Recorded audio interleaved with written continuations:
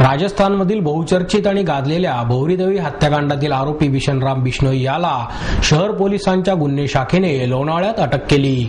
न्यायालयाने त्याचे 2 दिवसांचे प्रवासी रिमांड मंजूर केले असून त्याला जोधपूरकडे रवाना करण्यात येणार असल्याची माहिती पोलिसांनी दिली। जालोडा गावातील प्राथमिक आरोग्य केंद्रात नर्सचे काम करणारी 36 वर्षीय भौरीदेवी जोधपूरमधील बिराला परिसरातून सप्टेंबर 2011 पासून बेपत्ता होती। या प्रकरणातील आरोपी बिशनराम हा पुणे परिसरात असल्याची माहिती केंद्रीय अन्वेषण विभागाला मिळाल्यानंतर त्यांनी ती माहिती पुणे शहराचे सह आयुक्त संजीव कुमार सिंघल यांना दिली। दरम्यान बिशनराम विरुद्ध किती गुन्हे दाखल आहेत आणि इतर बाबी सीबीआयने पुणे पोलिसांना फॅक्सद्वारे कळवल्या। सीबीआयने बिशनरामच्या अटकेसाठी 5 लाख रुपयांचे बक्षीस जाहीर केले होते। सीबीआयकडून मिळालेली माहिती सह आयुक्त सिंघल यांनी गुन्हे शाखेचे उपायुक्त राजेश बनसोडे आणि विनोद सातव यांना सांगितली। दरम्यान गुन्हे शाखेच्या पोलिसांनी बिशनरामचा माग काढण्यास सुरुवात केली। त्याचे या परिसरात नातेवाईक असल्याची शक्यता आहे।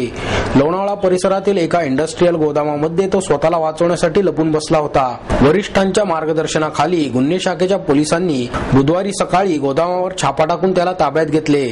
त्याला सायंकाळी 5 वाजण्याच्या सुमारास शिवाजीनगर येथील न्यायालयात हजर करण्यात आले।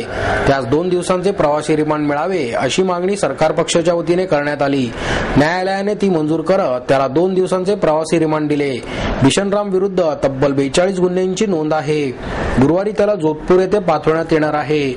भौरीदेवी हत्याकांड प्रकरणाचा कट राजस्थानचे माजी मंत्री महिपाल मदरेणा यांनी रचल्याचा संशय आहे। यातील एक आरोपी सहीराम बिश्नोई याला काही दिवसांपूर्वीच अटक करण्यात आली आहे। आमचे स्टाफ सकट आरोपींना जोधपूर इथे सीबीआयचे सुपूर्द करणार आहोत आणि ह्या केसची थोडक्यातली माहिती आपल्याला अगोदरच आहे, त्याबद्दल इथे काय विवेचन करणं योग्य होणार नाही। तर परत एकदा मी सांगते, पुणे पोलीसची क्राईम ब्रांचने काल रात्रीपासून चालू केलेलं ऑपरेशन आज दुपारी यशस्वीरित्याने पार पाडलेलं आहे आणि जो आरोपी ज्याच्याबद्दल मला अशी माहिती मिळाली आहे की सीबीआयने 5 लाखचा रिवॉर्ड जाहीर केलेला आहे, तो पुणे पोलीसचे क्राईम ब्रांच अधिकाऱ्यांनी आपली उत्कृष्ट कामगिरीमुळे आज अटक करून ह्या केसला, ज्यामुळे राजस्थानमध्ये फार विकटसारखी परिस्थिती झाली होती, त्याचा एक उपाय काढलेला आहे। तो स्वतःला वाचवत होता आणि त्याला सुद्धा माहित आहे की त्याच्यावर रिवॉर्ड आहे, त्याला सुद्धा त्याचा रोल माहित आहे। म्हणून राजस्थानवरून पळून येऊन त्याला असं वाटलं की आपल्याला पुणे किंवा महाराष्ट्रामध्ये आश्रय मिळेल, पण त्याची चूक अशी सिद्ध झाली आणि पुणे पोलीसने आमचे एसीपी सातव साधू यांचे मार्गदर्शनाखाली ह्याला लोणावळा इथून अटक केली। पुणे में कैसे आए ये? महाराष्ट्र के और भी कई शहरों में रुका है।